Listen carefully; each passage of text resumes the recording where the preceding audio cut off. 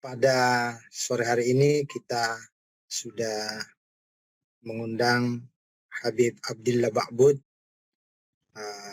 untuk menjadi pengantar diskusi kita dan juga menjadi tempat kita nanti untuk memberikan beberapa pertanyaan atau merekonfirmasi beberapa informasi yang mungkin saja kita sudah pernah baca sebelumnya dan kita bisa diskusikan dengan beliau. Waktu kita sampai jam 15 dan mudah-mudahan efektif diskusi kita sampai jam 15 dan kami berikan kesempatan kepada Habib Abdillah Ba'bud selama kira-kira 45 menit untuk memberikan pengantar dan selebihnya kita akan melakukan diskusi. Apabila nanti ada kelebihan waktu, kita mohon maaf utamanya kepada Habib Abdillah Ba'bud kalau misalnya para penanya masih banyak yang penasaran untuk menggali informasi. Karena ini sesi terakhir ya, kita mohon maaf kalau misalnya nanti ada kelebihan waktu. Tafadhal Habib Abdillah Ba'bud. Ya, terima kasih atas waktunya. A'udzubillahi minasyaitonirrajim. Bismillahirrahmanirrahim. Allahumma shalli ala Muhammad wa ali Muhammad. Segenap pemirsa secara tidak presisi yang saya muliakan dan saya hormati. Qul lakum jami'an assalamualaikum warahmatullahi wabarakatuh. Waalaikumsalam warahmatullahi wabarakatuh. Ya, saya akan memanfaatkan waktu yang diberikan sebaik-baiknya. Mudah-mudahan sumbangsih dari sedikit apa yang saya baca tentang Imam Mahdi dan sekitar Mahdi, mudah-mudahan bisa menambah wacana kita semua, setidaknya menjadi bahan sharing kita tentang sosok imam akhir zaman yang sebenarnya nanti oleh semua umat manusia, baik secara sadar ataupun tidak sadar.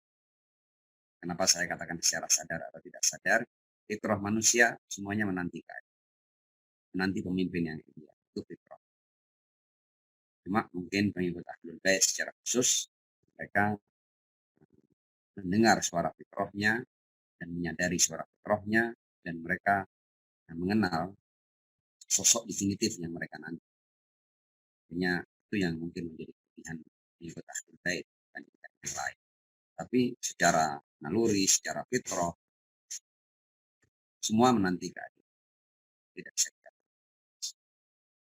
Judul yang diberikan kepada saya atau mereka itu adalah menanti sang pembebas akhir zaman. Apa dasar? Sebenarnya dari pengantar singkat di awal tadi sebenarnya sudah jelas artinya dasarnya adalah fitrah. Ini jawaban singkat dulu di awal. Memang fitrah kita itu Allah ciptakan sedemikian rupa di mana kita mencintai seluruh kebaikan, seluruh kemuliaan. Dan di antara kemuliaan itu adalah nilai-nilai keadilan. Jadi kalau kita bertanya dasar di balik kita nanti sosok yang akan menerapkan keadilan di seluruh penjuru di Allah Subhanahu wa taala, maka dasarnya adalah fitrah kita, karena fitrah kita menuntut keadilan. Kecuali kalau kemudian kita menemukan bahwa kita sudah tidak suka lagi pada keadilan. Dan saya kira itu tidak akan terjadi pada manusia yang masih sehat dan waras. Ya. Jadi dasarnya ini adalah jeritan yang ada dalam kesejatian wujud kita. Jadi kita menanti keadilan dan kita mendamba untuk luasnya keadilan di muka bumi. Itu merupakan tuntutan fitrah setiap manusia. Jadi manusia dalam skala yang paling kecil dirinya, dia ingin agar dirinya tidak dizalimi, tidak dipaksa, tidak ditindas. Bahkan kalau manusia merasa teraniaya, merasa tertindas, merasa terpaksa, pasti dia akan berusaha untuk mencari siapa yang atau jalan apa, celah apa yang akhirnya saya bisa bebas dari penindasan dan pemaksaan kehendak terhadap diri saya. Seseorang yang ditindas atau diabaikan atau dianiaya atau dinomorduakan di keluarganya saja, dia berusaha untuk mencari jalan keluar. Dia berusaha untuk meloloskan dirinya. Bahkan ada orang-orang yang meninggalkan rumah tangganya karena di sana dia tidak diperlakukan secara adil. Ada keluarga-keluarga yang boleh jadi ada individu-individu tertentu di situ yang diperlakukan secara diskriminatif. Dan pasti karena itu tuntutan fitrah, manusia tidak tahan untuk ditindas, tidak tahan untuk diperlakukan secara diskriminatif, dan dia akan meninggalkan, bahkan kalau itu pun rumah tangga. Kalau di sana ada ayah dan ibunya, dan ini sudah terjadi, banyak orang keluar dari rumahnya hanya karena dia diperlakukan secara tidak. Dan skop ini begitulah, semakin meluas sebenarnya itu menjadi tuntutan manusia. Kadang-kadang tuntutan individu, tuntutan sebuah keluarga, sebuah komunitas, ya, sebuah bangsa, sebuah umat, dan seluruh umat manusia. Mereka semua ingin mendapatkan kehidupan yang penuh dengan keadilan, di mana mereka bebas untuk menjalankan apa yang menjadi keyakinan. Nah, itu sebagai mukaddimah, dan saya kira itu akan menjawab pertanyaan apa dasar. Di dasarnya adalah fitrah setiap manusia. Baik fitrah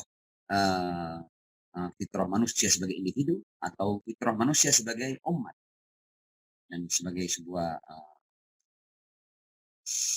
spesies, ya, yang memang hidup bersama di muka bumi. Nah,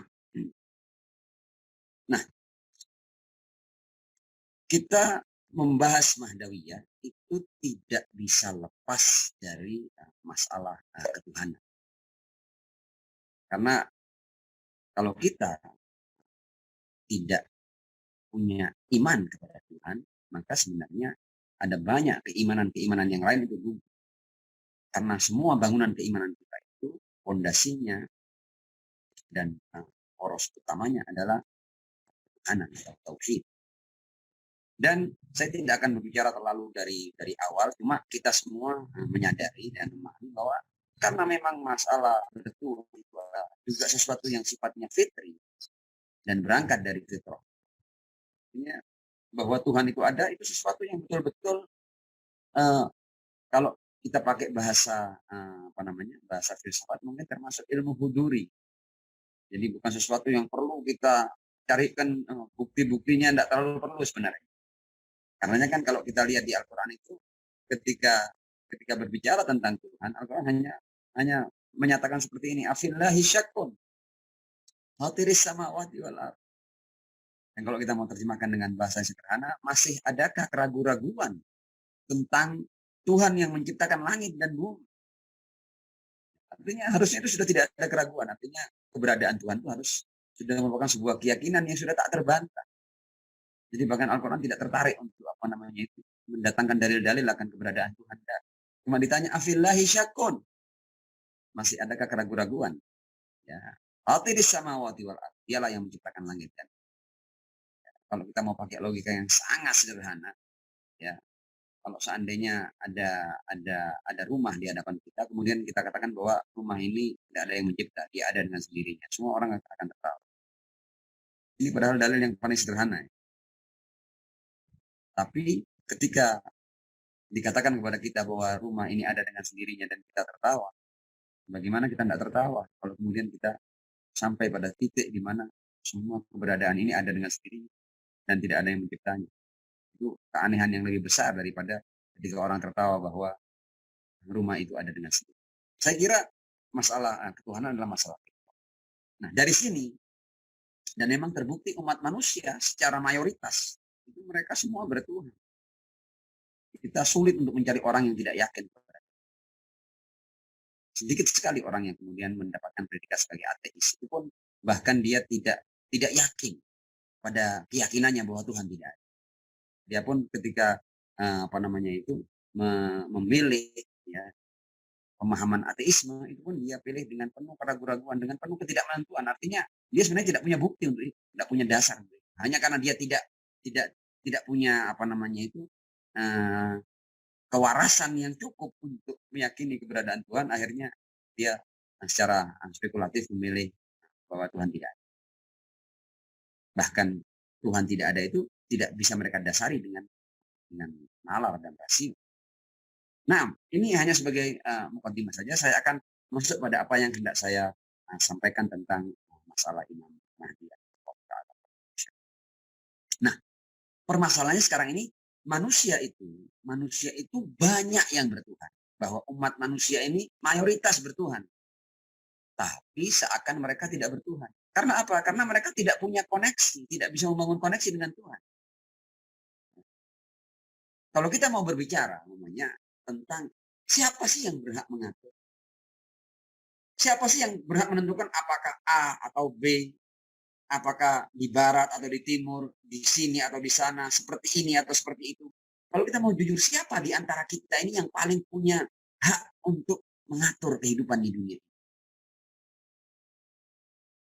Tentu kita tidak akan memilih yang sesama kita. Manusia tidak mungkin. Karena ini sejajar dengan kita. Artinya kalau kita melihat di antara kita sama manusia, pasti kita merasa bahwa kita sama, kita dalam level yang sama, kita sama-sama berhak. Saya tidak punya alasan untuk patuh dan tunduk padamu, sebagaimana mereka juga tidak punya alasan untuk patuh dan tunduk pada kita.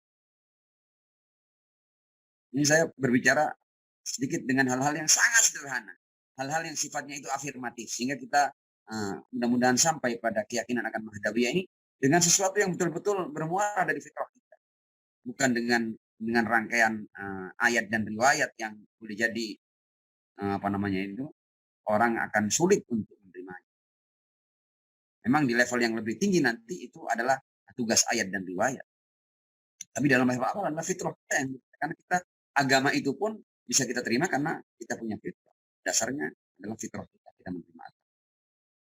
Nah, banyak umat manusia itu mereka percaya kepada Tuhan, meyakini Tuhan, beriman, tapi mereka seakan tidak bertuhan. Kenapa? Karena tidak punya koneksi dengan Tuhan. Maka itu saya tertarik untuk berangkat dari ad-du'a fi zamanil ghaib. Saya tidak akan ambil doa ini sebagai teks katakanlah suci ya, yang kemudian menjadi dogma bagi kita, enggak. Tapi saya akan apa namanya itu akan mengikuti urut-urutan istidlalnya daripada doa ini. Doa ini punya bagian awal yang insya Allah kita semua menghafal. Dalam doa ini dikatakan Allahumma arifni nafsak. Ya Allah, kenalkan aku pada diri. Fa innaka illam tu'arifni nafsak lama arif rasul. Karena seandainya aku tidak sampai pada ma'rifah padamu ya Allah, maka aku sama sekali tidak akan berpikir tentang urusan. Jadi dalam doa ini kita dikembalikan kepada perjalanan yang sebenarnya. Artinya kita itu mengenal Tuhan bukan dari Rasul. Tapi justru kita mengenal Rasul dari Tuhan. Ini menariknya doa ini. Ini bukan berarti kemudian apa yang dijelaskan oleh Rasul tentang Tuhan dan makna-makna tauhid itu tidak kita perlukan. Tidak, tapi itu pada level yang berikutnya. Tapi pada langkah-langkah awal kita itu sampai pada Rasul karena kita sudah sampai pada Tuhan. Namanya saja Rasulullah, utusan Tuhan, messenger. Berarti kan ada yang mengirim kan. Kita harus mempunyai keyakinan terhadap Tuhannya dulu, baru kita kemudian mencari para utusannya, para pesuruhnya. Kalau kita belum sampai pada Tuhan, bagaimana kita tiba-tiba bisa meyakini seseorang yang kemudian predikatnya adalah utusan Tuhan? Tidak mungkin. Makanya doa ini luar biasa. Allahumma arifni nafsak. Fa innaka illam tu'arifni nafsak, lam a'rif Rasulullah. Jadi ketika seorang manusia ya sampai pada keyakinan akan Tuhan, lumrahnya, wajarnya, ya, warasnya itu manusia, saya sudah mengenal Tuhan. Kemudian ya berarti bagaimana hubungan saya dengan Tuhan ini? Kalau saya cuma tahu Tuhan ada, tapi saya sama sekali tidak dapat petunjuk dari Tuhan, apa artinya Tuhan bagi saya? Ketika saya mengenal Tuhan, ya saya harus membuka hubungan dengan Tuhan ini. Karena itu kemudian kita secara jujur melihat diri kita, saya ini, apakah saya punya kemampuan untuk membangun hubungan dengan Tuhan, menjalin hubungan dengan Tuhan? Apakah saya mampu membangun koneksi dengan Tuhan? Nah kalau saya mampu, selesai. Berarti Anda messenger. Berarti Anda orang. Tapi kalau Anda tidak mampu, kita harus mencari mana orang-orang Tuhan yang akan saya ikut di belakang. Jadi kita tidak dipaksa loh. Artinya kalau emang Anda adalah seorang manusia yang mampu membangun langsung hubungan dan koneksi dengan Tuhan, Anda tidak mencari nabi. Anda langsung aja ke Tuhan. Tapi kalau pada kenyataannya, Anda bertuhan, ya, dan Anda ingin hidup dengan kehidupan yang bernuansa ilahi, dan Anda tidak mampu membangun koneksi dengan Tuhan, maka Anda harus mencari orang-orang yang mampu membangun koneksi dengan Tuhan untuk Anda ikut di dalam.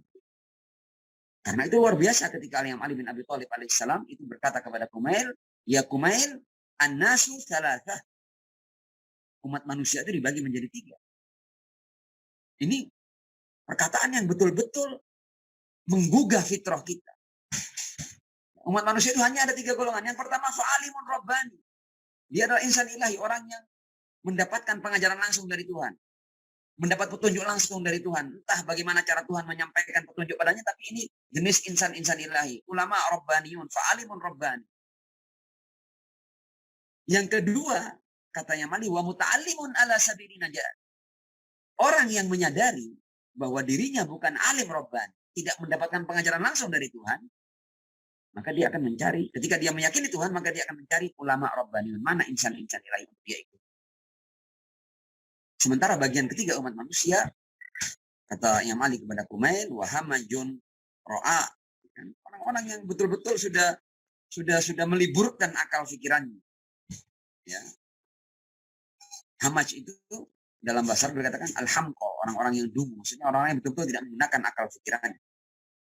Ro'a itu manusia-manusia yang tidak punya bobot, tidak punya nilai. Artinya dia manusia, tapi dia tidak hidup secara insani. Artinya dia meliburkan akalnya, meliburkan pengetahuannya.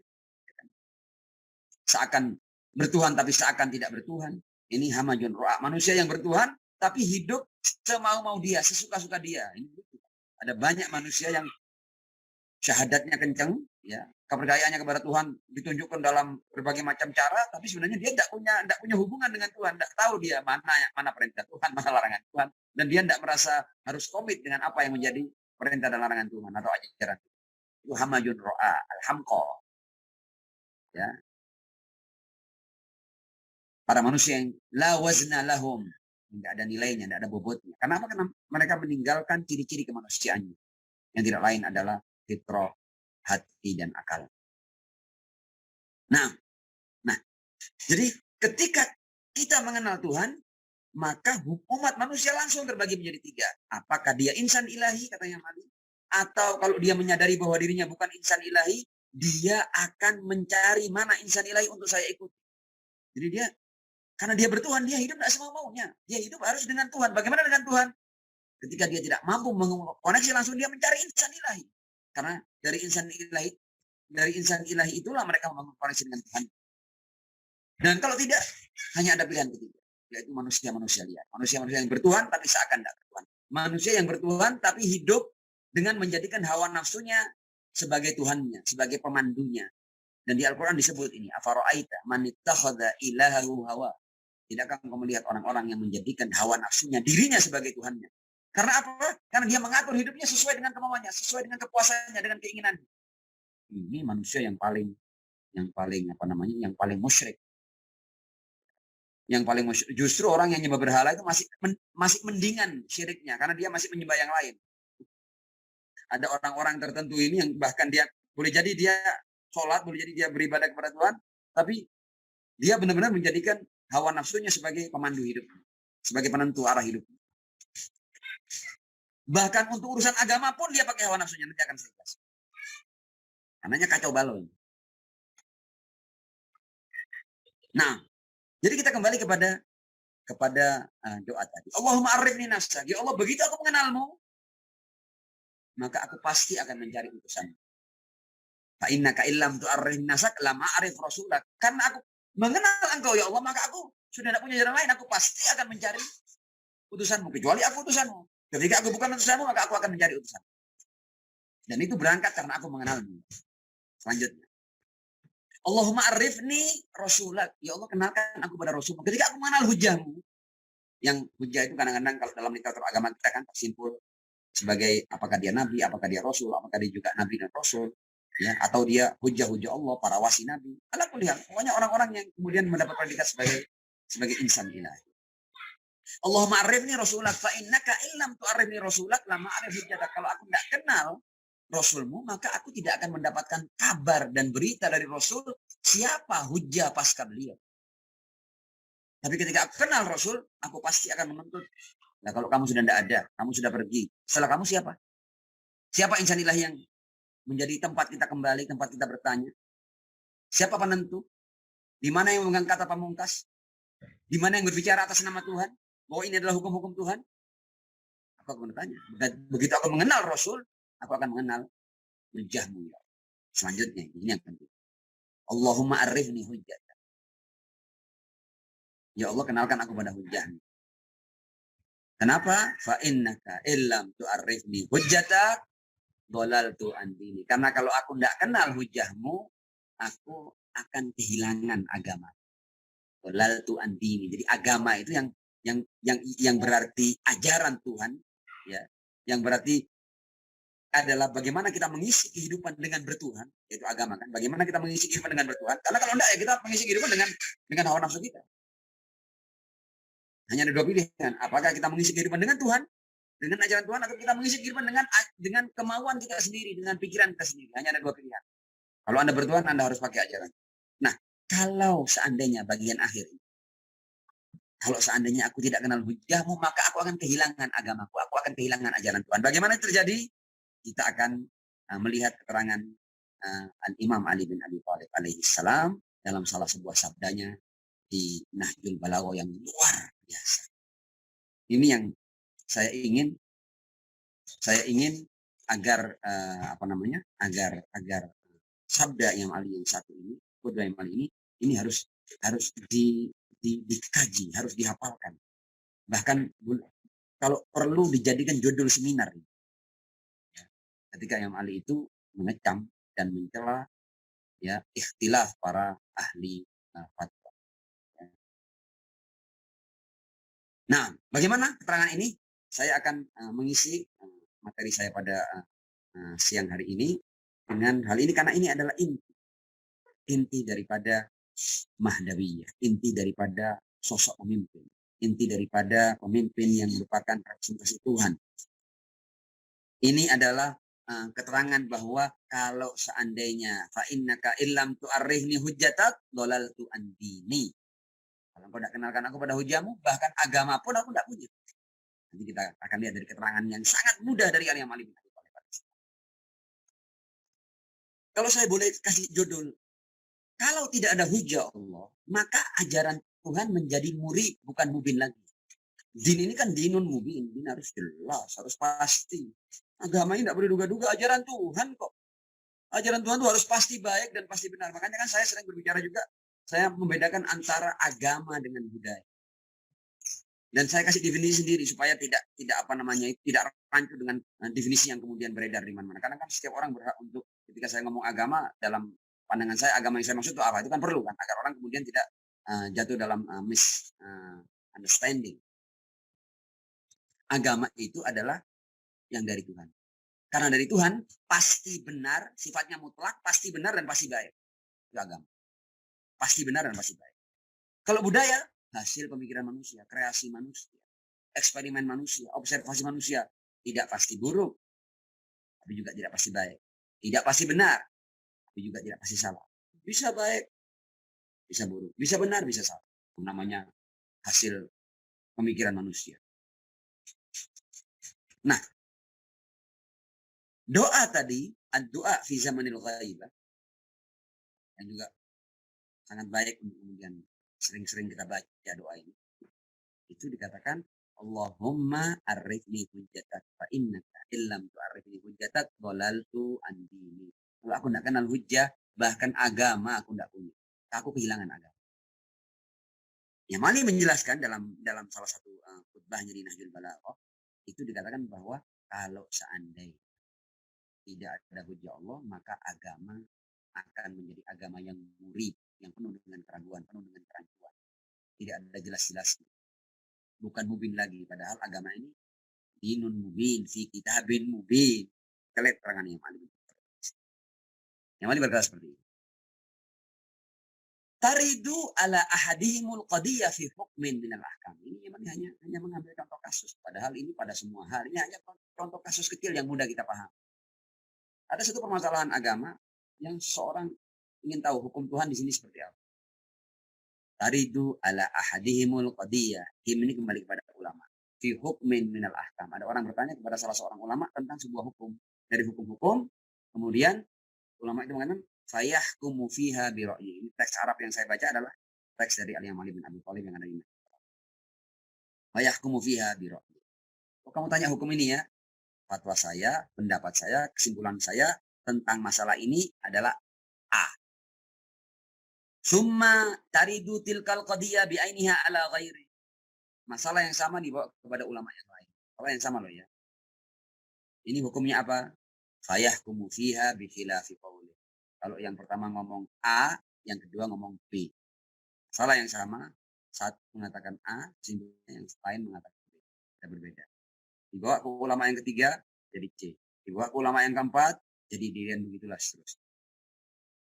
Dan nanti kalau seandainya umat ini kemudian melihat dalam suatu pendapat, nah, pakai yang itu boleh, pakai yang ini boleh, pakai ini boleh. Jadi lucu agama ini. Ya. Yang Ali kemudian mengatakan, "Tsumma yastamilul qudat bidzalika inda imamihim alladhi istaqbahum fayusbibu ara'ahum jami'an." Semuanya benar, boleh kamu. Makanya kan ada banyak mazhab kan, mau pakai ini, mau pakai apa? Pakai fatwanya ini, fadol. Dalam masalah ini, oh kalau di sini kamu tidak cocok pakai ini, pakai yang ini aja. Jadi ada tawar-menawar. Hukum Tuhan jadi permainan. Kita lihat ya. Yang mana mengatakan seperti ini? Wa ilahuhum wahid. Padahal Tuhan mereka itu satu. Wa nabiyuhum wahid. Nabi mereka satu. Wa kitabuhum wahid. Kok aneh ya? Ini agama yang Tuhannya satu, syiarnya tauhid, ya, nabinya satu, kitab sucinya satu. Kok kemudian dalam satu permasalahan hukumnya macam-macam, tentang perenang, warna-warni, dalam ratusan versi. Inna lillahi wa inna ilaihi raji'un.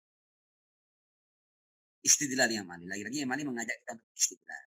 Berdalil dengan keterangan-keterangan yang sangat tidak mungkin untuk kita bantah. Karena yang Mali berbicaranya itu 2 tambah 2 4. Ya. Tentang hal ini kemudian yang Mali begini. Afa amarahumullahu subhanahu bil ikhtilaf fa'ata'u. Apakah memang dalam hal menyimpulkan hukum itu memang ada perintah Tuhan? Kamu kalau menyimpulkan hukum itu kalian harus berbeda-beda loh ya, harus berselisih loh ya. Apakah ada perintah kita untuk berselisih dari Tuhan? Fa'ata'uhu, sehingga para ulama itu artinya menaati perintah Tuhan karena ada perintah Tuhan untuk kita berselisih dalam menyimpulkan hukum agama. Yang mengatakan, come on. Ya, ayo gimana ini? Ya. Benernya gimana ini? Apakah memang ada perintah dari Tuhan untuk kita berbeda-beda pendapat dalam menyimpulkan hukum? Dan kemudian para ulama itu menaati karena ada perintah untuk kita berikhtilaf. Fa'ata'uhu, dapat pahala kalau gitu. Karena memang ada perintah Tuhan untuk kita berselisih, sehingga ketika kita berselisih, berarti kita sedang menaati perintah Tuhan. Apakah begitu? Tidak. Lanjut. Kata Imam Ali, amnahahum anhu fa'asau. Apakah Allah melarang kita untuk berselisih dalam hal hukum? Artinya kamu harus ikut Rasul. Wa ma'atakumur rasulu fahuduhu. Wa manahakum anhu fantahu. Harus jelas agama ini. Kamu tidak boleh semau-maumu untuk menyimpulkan hukum agama ini. Amnahahum anhu, atau Allah melarang mereka untuk mengikuti sembarang orang. Fa'asauhu, dan kemudian mereka tidak menaati Allah dalam hal ini. Makanya mereka bebas untuk menyimpulkan berbagai macam hukum dengan pendapatnya. Istidlal masih berlanjut. Yang Ali betul-betul memukul, ya kan, menghancurkan ya cara beragama orang-orang yang tidak kenal konsep nubuwah dan imamah ini dengan dalil-dalil yang pendek.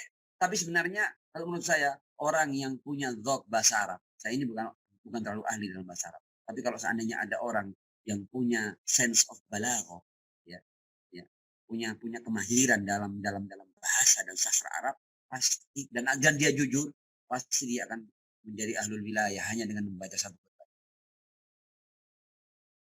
Yang Mali melanjutkan, am anzalallahu subhanahu dinan naqisan fasta'ana bihim ala imamih.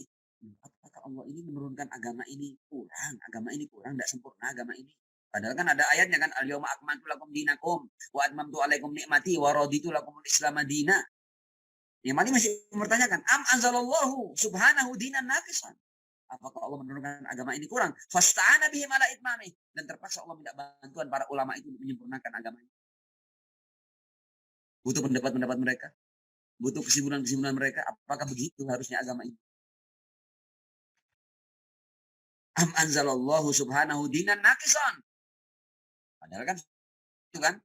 Fasta'ana bihim. Dan terpaksa Allah butuh dengan pendapat-pendapat mereka. Kesimpulan-kesimpulan mereka untuk menyempurnakan agama ini. Apakah begitu? Yang lain katanya Mani. Amkanu syuraka alahu. Atau itu para ulama adalah sekutu-sekutu Tuhan. Satu level dengan Tuhan.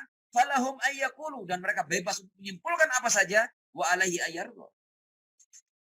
Dan Tuhan terpaksa harus merestui apapun yang menjadi kesimpulan berbagai ulama itu. Apakah begitu? Menjadi lucu agama ini. Katanya agama Tuhan. Amkanu syuraka alahu. Atau para ulama itu adalah sekutu-sekutu Tuhan. Di mana mereka bebas untuk menyimpulkan apa saja. Dan Tuhan terpaksa untuk merestuinya. Sudah karena pendapat itu. Ya sudah karena pendapat yang lain begitu. Ya sudah karena pendapat yang lain. Akhirnya semuanya diterima. Dikasih pahala lagi. Nah.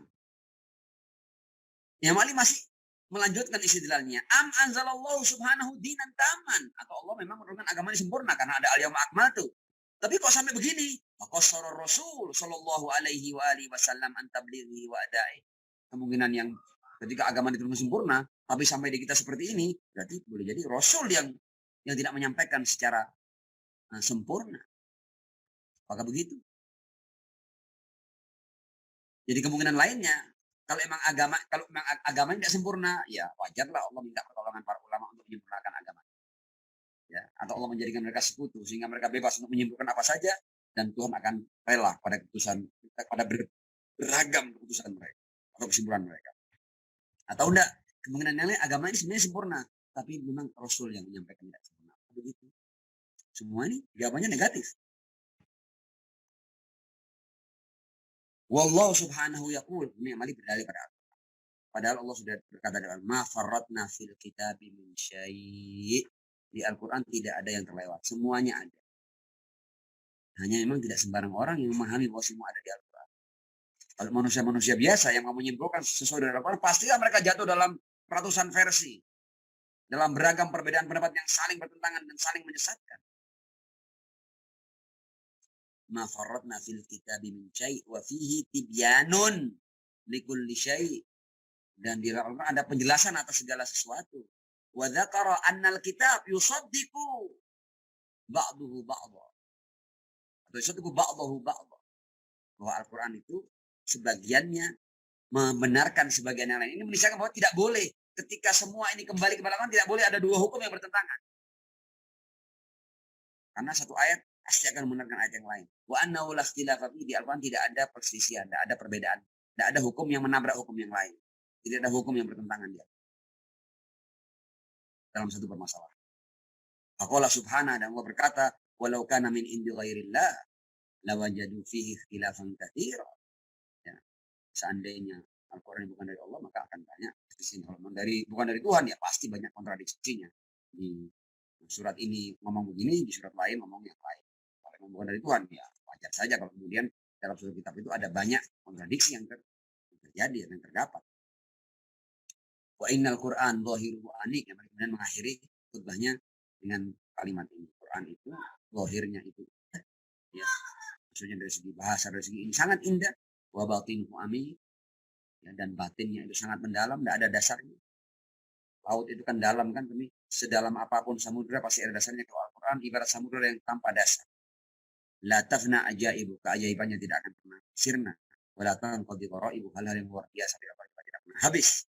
Wala tukshafu dhulumatu illa bih, dan tidak ada hal-hal yang tidak jelas kecuali akan bisa disingkap dengan Al-Quran.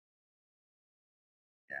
Kalau sekarang ketika dipegang oleh bukan hujah-hujah Allah, Al-Quran menjadi terciptanya berbagai macam kegelapan, di mana yang masing-masing berdasar kepada Al-Quran, sebagian menyesatkan yang lain. Ahlul Quran yukafiru ya ba'dahu ba'dahu. Yukafiru ba'dahu ba'dahu. Ya, Ahlul Quran ini sebagian mengkafirkan sebagian yang lain. Kenapa? Karena apa dipahami oleh kesimpulan mereka yang sempit, yang tidak pasti benar. Nah, dari sini kemudian bahwa tidak mengenal hujjah, itu berarti kita hidup jahiliyah. Jadi apa sih jahiliyah itu? Jahiliyah itu ketika manusia hidup tidak dengan konsep Tuhan, itu jahiliyah. Jahiliyah bukan hanya masyarakat yang hidup di era tertentu, siapapun, walaupun dia individu, kalau dia hidup dengan kemauannya sendiri, dengan caranya sendiri, tidak dengan ajaran Tuhan, berarti dia hidup dengan cara jahiliyah. Makanya kan kita sering baca riwayat man mata, baik di ahli sunnah maupun di Syiah ada ini, man mata walam ya'rif imama zamanihi mata mitatan jahiliyah. Ya iyalah.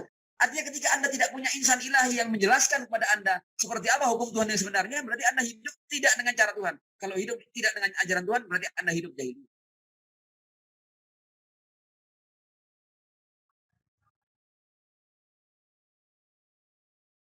Itulah urgensi seorang hujjah.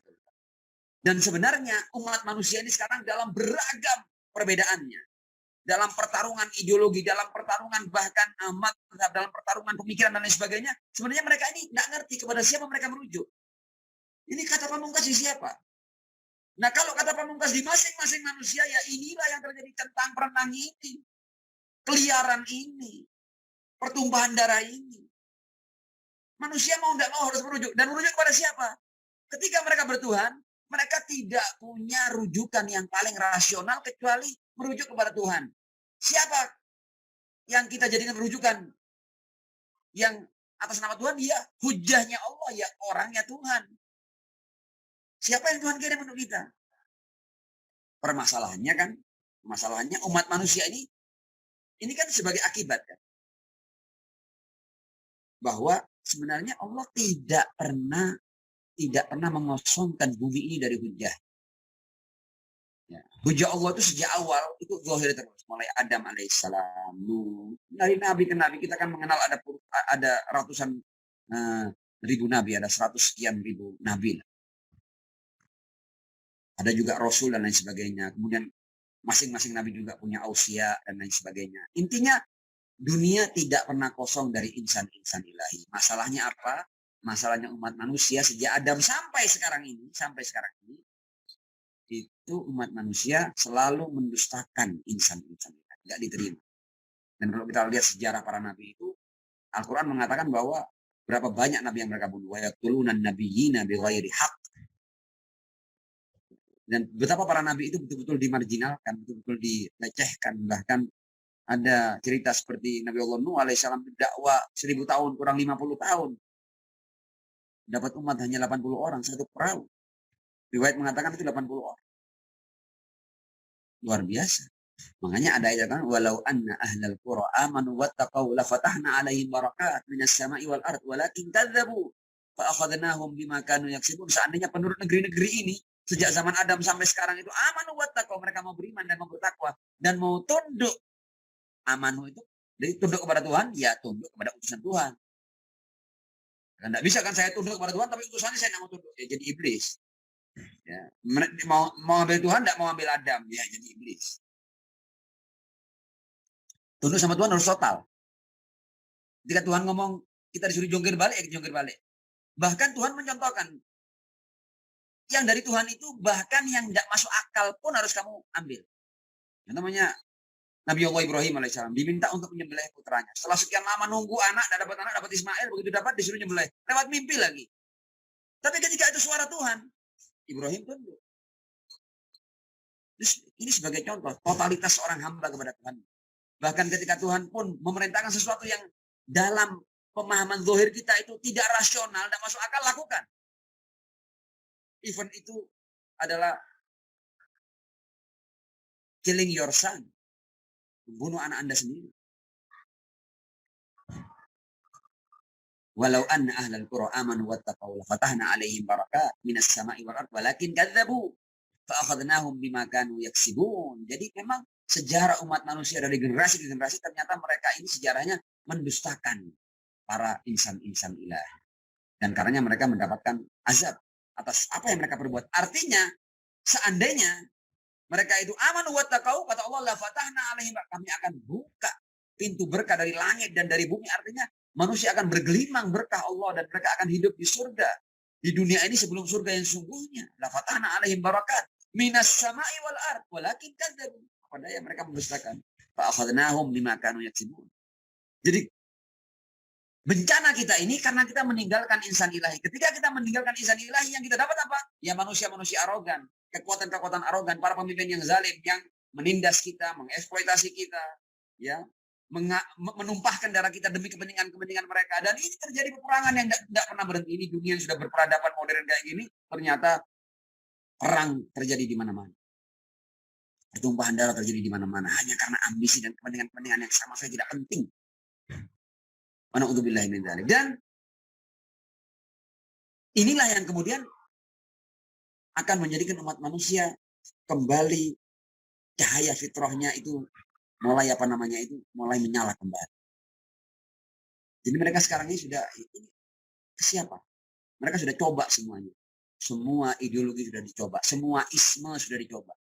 Semua pemikiran sudah mereka coba dan mereka tidak kunjung mendapatkan ketentraman dan kebahagiaan. Mereka tidak bisa yakin. Bahkan tidak ada orang yang yakin dengan pemimpinnya, tidak ada. Semuanya tidak yakin.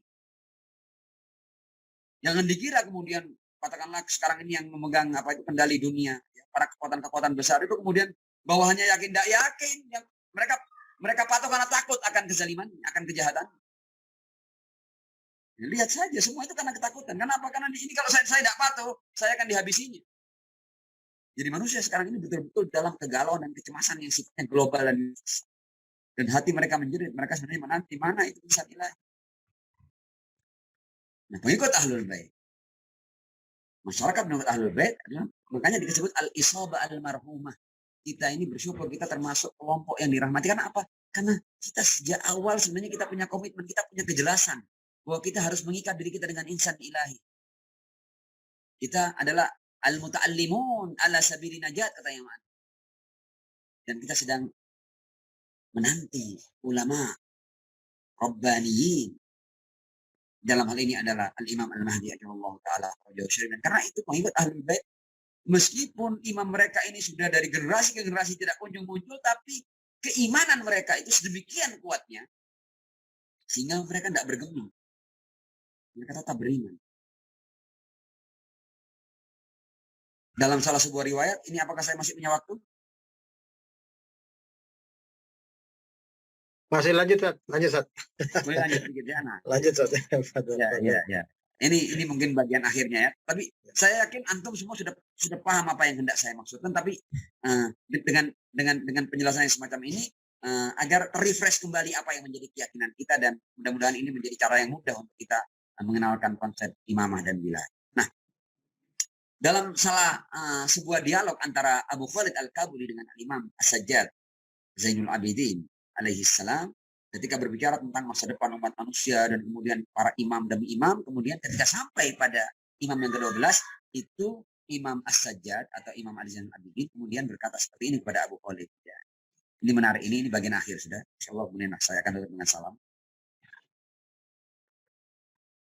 Kemudian Imam Ali Zainul Abidin berkata bahwa nanti itu hujah Allah yang ke-12 itu akan mengalami masa kegaiban yang panjang.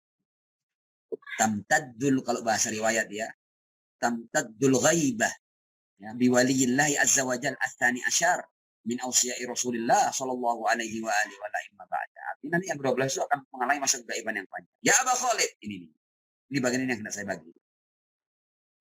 Inna ahla zamani ghaibati. Orang-orang yang hidup di zaman kegaiban.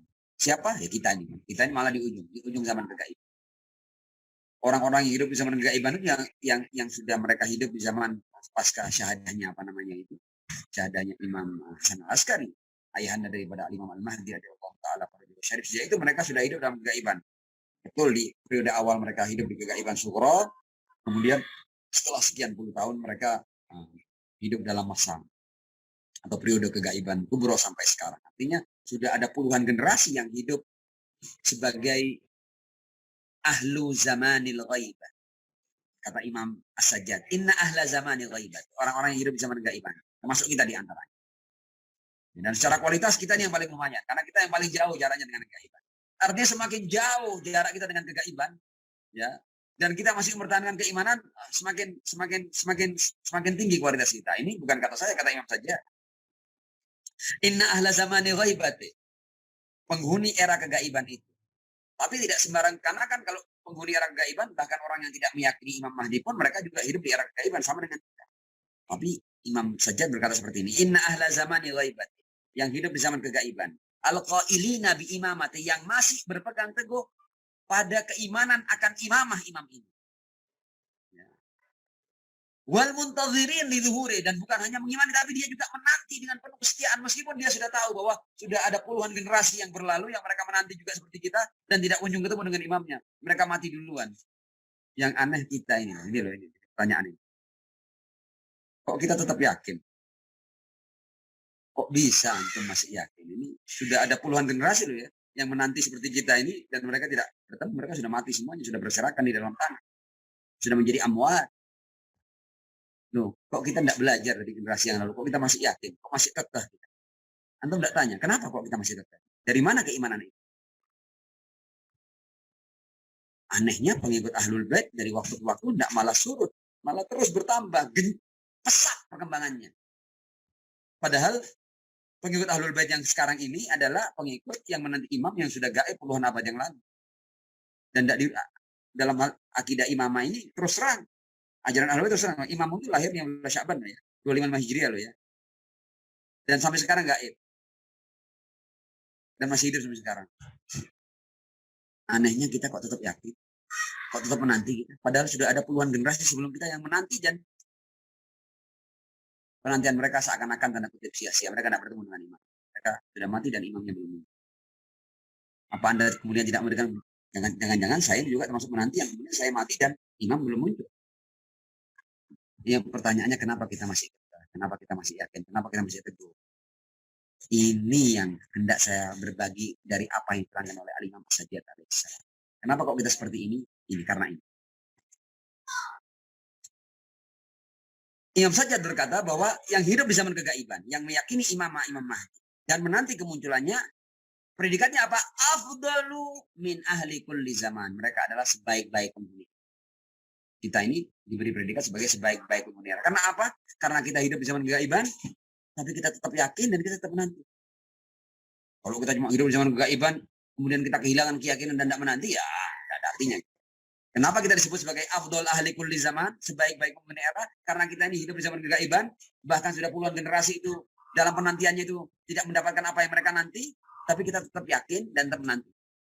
Karena ini kemudian kita mendapat predikat afdolu min ahli kulli zaman. Kenapa kok seperti itu? Ini jawabannya. Li'annallaha tabaraka wa ta'ala. Ini yang bahkan kita tidak menyadarinya. Bahwa kita dapat ini.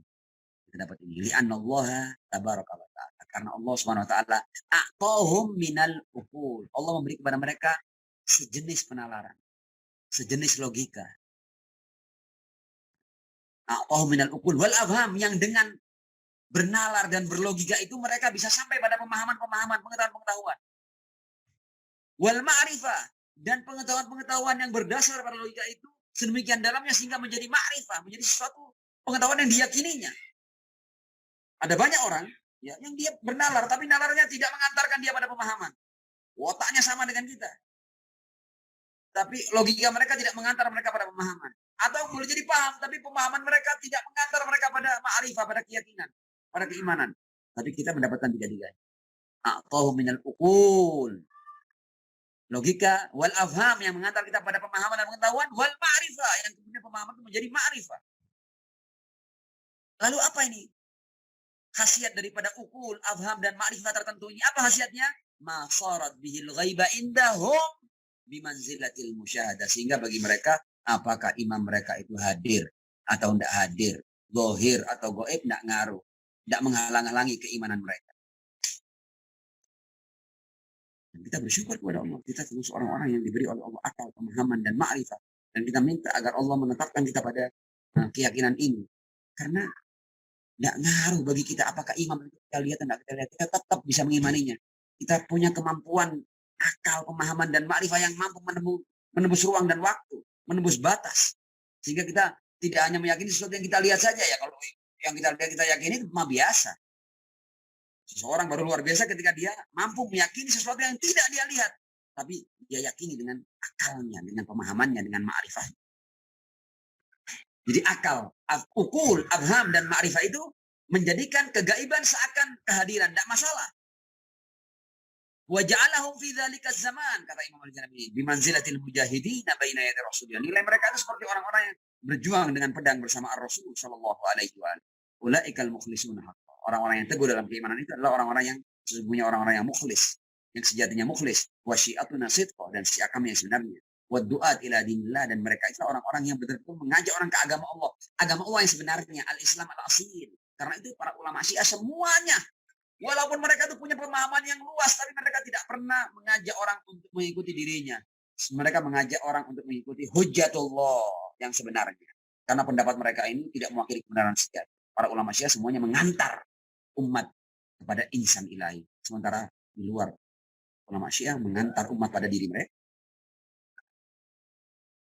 Saya harus berkata jujur.